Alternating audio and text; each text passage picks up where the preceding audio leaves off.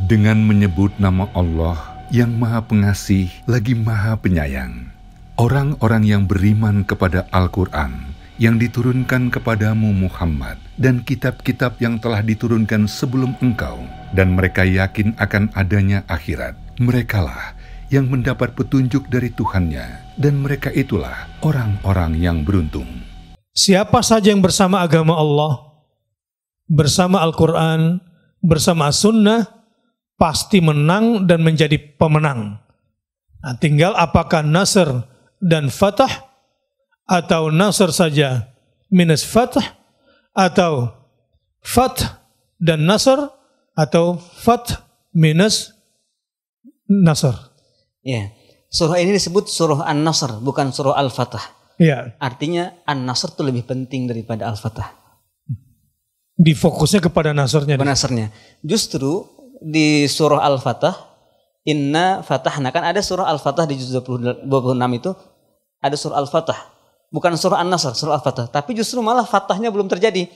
Inna Fatahna laka fatham mubina. Masih lama banget Fatahnya. Walaupun pakai fi'il madhi juga. Iya, meskipun teman-teman. Artinya peristiwa yang dilukiskan oleh surah Al-Fatah dengan surah An-Nasr itu, kepada terrealisasinya Fathullah itu, kemenangan dari Allah, itu lebih dekat surah An-Nasr. Tetapi yang jauh-jauh di sana disebut Al-Fatah, yang belakangan disebut An-Nasr. Ini membuktikan bahwa fokus mukmin itu kepada Nasrullah, bukan kepada fatahnya.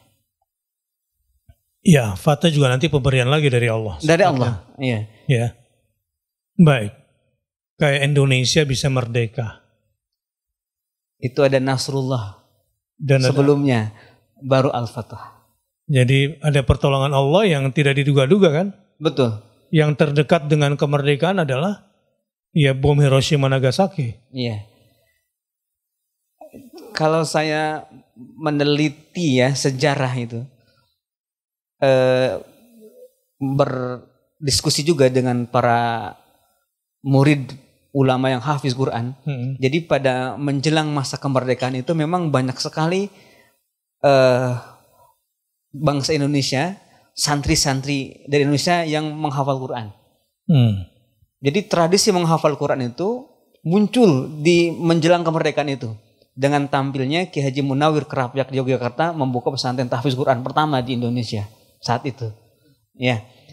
Artinya ketika masyarakat atau mukminin fokus, bangsa Indonesia fokus ke Quran, Allah kasih kemerdekaan bahkan tanpa perang. Allah jatuhkan bom di Hiroshima dan Nagasaki, tiba-tiba Indonesia merdeka. Mana kontribusinya para hafiz Quran? Kontribusinya ya dia terus memahami Quran, dekat dengan Quran, tasbih dan istighfar itu. Begitulah Rasulullah SAW ketika di perang Badar ditempatkan pada tempat khusus untuk berdoa kepada Allah Subhanahu Wa Taala untuk mendatangkan pertolongan. Sebab secara kekuatan tidak seimbang. Sebagaimana negeri ini juga. Indonesia mau menang lawan siapa misalnya dari proksi-proksi besar di dunia ini. Kesalahan terbesar bangsa ini adalah apalagi belakangan ingin menempatkan agama sebatas budaya misalnya. Masya Allah. Kalau sampai nilai Pancasila yang sila pertamanya adalah ketuhanan yang Maha Esa hendak disejajarkan kembali dengan budaya seperti rencana-rencana belakangan dalam rancangan undang-undang ini, ya sebetulnya merugikan Indonesia sendiri. Indonesia yang rugi. Dan mundur. Bahwa demokrasi yang sudah dibangun Indonesia selama ini, dengan berbekal Pancasila sudah bagus, tetapi ada orang-orang yang memang barangkali salah faham terhadap Islam. Atau memang tidak menghendaki Nasrullah itu turun. Akibat ketidakfahaman dia bahwa Indonesia ini merdeka, Nasrun minallah wa fathun qarib. Antara pertolongan dengan penguasaan wilayah itu dekat sekali. Dan ini adalah jasa-jasa orang-orang yang memang digambarkan di dalam Al-Quran ini.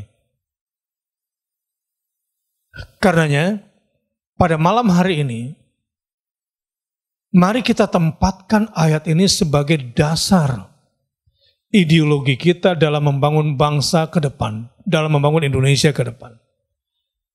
Adalah bahwa kemenangan itu adalah kalau ditolong oleh Allah, dan pertolongan Allah akan datang kepada kita yang senantiasa kembali kepada Al-Qur'annya, dengan akhlak Al-Quran, dengan nilai Al-Quran, dengan spirit perjuangan Al-Quran, insya Allah kalimat-kalimat batil,